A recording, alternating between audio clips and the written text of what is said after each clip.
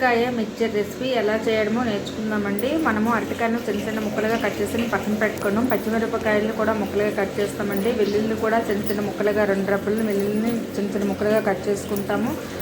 Next అల్లంను చిన్న చిన్న ముక్కలుగా కట్ చేసుకుంటామండి. ఇలాగ అన్నీ చిన్న చిన్న ముక్కలుగా కట్ చేసుకుంటూ పక్కన పెట్టుకుంటామండి. ఉల్లిపాయలని కూడా కట్ చేసుకుని పక్కన పెట్టుకుంటాం. కరివేపాకును కూడా పక్కన పెట్టుకుంటామండి. మిర్చిని కూడా పక్కన పెట్టుకుంటాం. ఇప్పుడు ఒక పాన్లో కొంచెము ఆయిల్ వేస్తే కొద్దిగా నూనె అయితే సరిపోతుంది. ఈవినింగ్ రెసిపీ కదా, ఆయిల్ ఎక్కువ ఉండకూడదు. ఇందులో కొంచెం జీలకర్ర ఆవాలు వేసానండి. వేసిన తర్వాత పచ్చిమిర్చి, వెల్లుల్లి, ఉల్లిపాయలు, కరివేపాకు వేస్తుంటామండి. అన్నీ వేగుతుండగా లాస్ట్లో అల్లం వేస్తాం. అల్లం వేసిన తర్వాత ఇంక ఎక్కువసేపు ఉంచకంట అప్పుడు మనము అరటికాయ ముక్కలను వేసేయాల్సి ఉంటుంది. మనము ఇందులోనైతే ఉల్లిపాయలని దోరగా వేయించుకోవచ్చు, లేకపోతే కొంచెము మామూలుగా వేయించుకోవచ్చు. కానీ దీనికి ఏంటంటే పైన గార్నిష్కి మనం పచ్చి ఆనియన్స్, పచ్చి ఉల్లిపాయలు వేస్తాము అనుకుంటే ఇక్కడ ఉల్లిపాయలు ఎక్కువగా వేగినా పర్వాలేదు.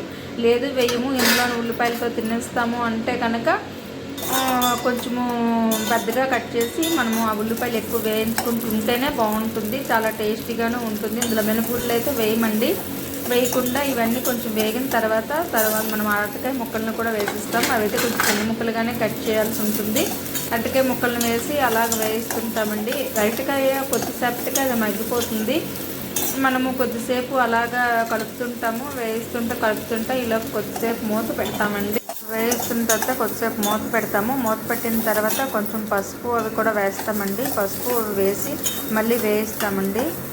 కొంచెం బాగానే వేయించాలి. లాస్ట్లో కొంచెం సాల్ట్ అయితే వేయాల్సి ఉంటుంది. ముందే సాల్ట్ వేస్తే అవి మగ్గిపోతాయని తర్వాత మనం సాల్ట్ వేసుకుంటాం. వేసిన తర్వాత మళ్ళీ మూత పెట్టడం తీయడము అలా చేస్తూనే ఉంటామండి. కారం అయితే వేయము, ఆల్రెడీ పచ్చిమిరపకాయలు వేసాం కదా.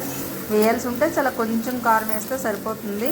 ఎక్కువ కారం వేయాల్సిన అవసరం అయితే లేదు, పచ్చిమిర్చి ఉంటే కదా. నెక్స్ట్ ఇది ఈవినింగ్ స్నాక్ ఐటెం లాగా కూడా తినడానికి బాగుంటుంది. లేకపోతే మనము పప్పు అలా చేసుకునేప్పుడు సైడ్ డిష్గా కూడా యూజ్ చేసుకోవచ్చు.